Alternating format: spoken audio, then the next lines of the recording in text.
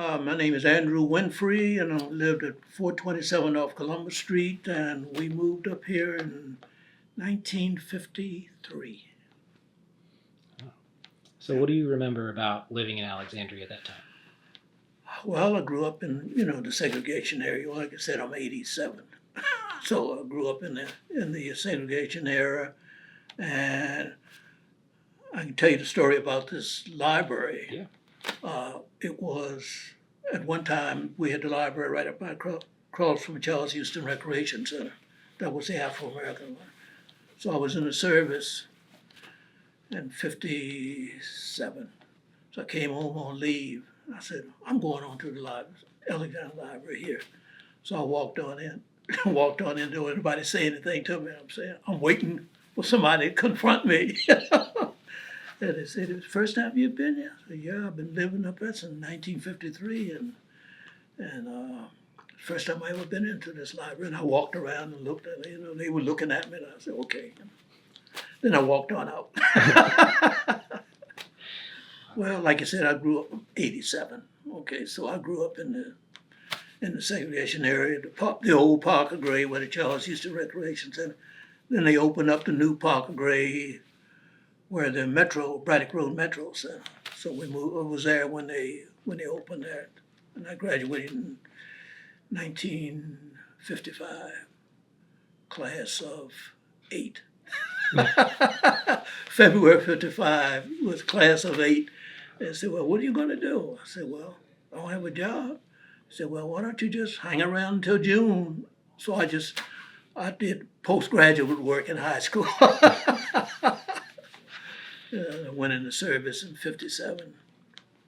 Came out, took GI Bill, went to college, Capitol Institute of Technology, and went into the reserves, stayed in the reserves too. So I retired from the telephone company in 93. Retired from the military, active in reserve in 92. So I got 3 checks coming in. Not bad. 3 checks coming in. But Um, it was never a hotbed of civil rights activity in this city. But you still remember things you couldn't do or could do. I remember riding in the back of the bus, city bus. You had to ride in the back. The segregated schools. It was It wasn't until 1953 that they added the 12th grade to the Parker Grade School. Before that, it was 11 grades. And we had kids that were graduating 14, 15 years old from high school because they were skipped during elementary school, and they were they were out. So what are you going to do? No jobs in the city unless you go to college. Ones that went to college either went to Virginia State or West Virginia State University, and or Union in Virginia too. It was a school basically. So it was. I never really suffered a lot that I can remember from segregation because you didn't eat downtown and with restaurants and for about up until 2012, I wouldn't eat in a restaurant in Alexandria. My mother used to say, "You keep you keep you hard on people like that." I said, "Well, I remember when you couldn't sit down and eat, so I wouldn't. I don't remember eating in a restaurant in downtown Alexandria, but once or twice in my lifetime." So I said, "Well, so once you get on my bad side, that's it. Take it to the grave with me."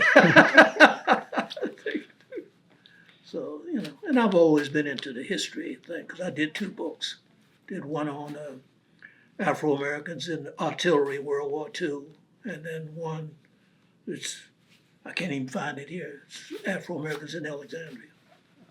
Yeah, it's here in the library somewhere. I can't find it. you know, cause yeah, like I said, I remember, the city, my mother used to, hop on me about, when you went to go downtown, make sure you're dressed, got clean underwear on. And she made it to 101, so she saw a lot. Wow. She had a photographic memory.